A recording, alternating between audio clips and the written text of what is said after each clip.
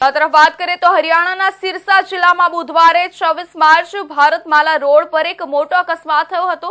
ગુજરાત પોલીસની બોલેરો ગાડી એક અજાણ્યા વાહન સાથે અથડાઈ હતી। આ દુર્ઘટનામાં ગુજરાત પોલીસના 3 કર્મચારીના મોત નીપજ્યા છે, જ્યારે એક ગંભીર રીતે ઇજાગ્રસ્ત છે।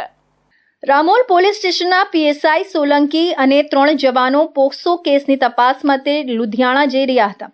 તેઓની બોલેરોનો અકસ્માત થતા police constable Sunil Gamit, home guard Ravindra અને ખાનગી ડ્રાઈવર કનુભાઈ ભરવાડનું મોત થયું છે, જ્યારે પીએસઆઈ જેપી સોલંકી ઇજાગ્રસ્ત છે। અકસ્માતના સમાચાર મળતા જ એસીપી આઈ ડિવિઝન અને એક પીએસઆઈ તાત્કાલિક ધોરણે હરિયાણા જવા રવાના થયા હતા। પોલીસ કોન્સ્ટેબલ સુનિલ ગામિત 8 વર્ષથી રામોલ પોલીસ સ્ટેશનમાં ફરજ બજાવતો હતો।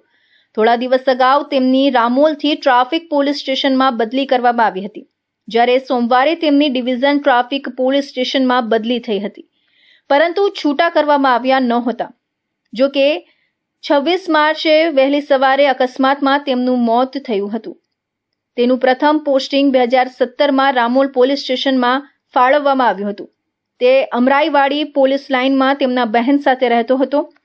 તેના બહેન પણ સરકારી ભરતી પરીક્ષાની તૈયારી કરતા હતા, જ્યારે માતા પિતા તેમના વતન તાપી ખાતે રહે છે। સુનિલ ગામિત અપરિણીત છે।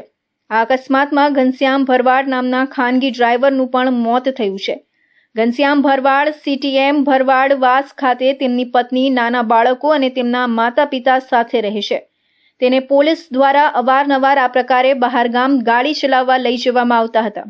અકસ્માતમાં હોમગાર્ડ જવાન રવિન્દ્ર ક્ષત્રિયનું મોત થયું છે। તેઓ પણ રામોલ પોલીસ સ્ટેશનમાં ફરજ બજાવતા હતા। તેમના પરિવારમાં પત્ની, બાળકો અને માતા છે। તેઓ સિંગરવા ગામના સોમનાથ પાર્કમાં રહે છે। તેમના પાડોશીના ઘરમાં લગ્ન પ્રસંગ હોવાથી તેમના પરિવારને અન્ય સ્વજનોના ઘરે લઈ જવામાં આવ્યા છે। મળતી માહિતી મુજબ આ ઘટના બુધવારે સવારે 5:30 વાગે બની હતી। ગુજરાત પોલીસની ટીમ ડબવાલી વિસ્તારમાં આવેલા વેડિંગ ખેડામાં એક કેસની તપાસ માટે આવી હતી। તેમની ગાડી વેડિંગ ખેડા પહોંચતા જ એક અજાણ્યા વાહન સાથે અથડાઈ ગઈ હતી। ટક્કર એટલી જોરદાર હતી કે ગાડી સંપૂર્ણપણે ક્ષતિગ્રસ્ત થઈ ગઈ હતી।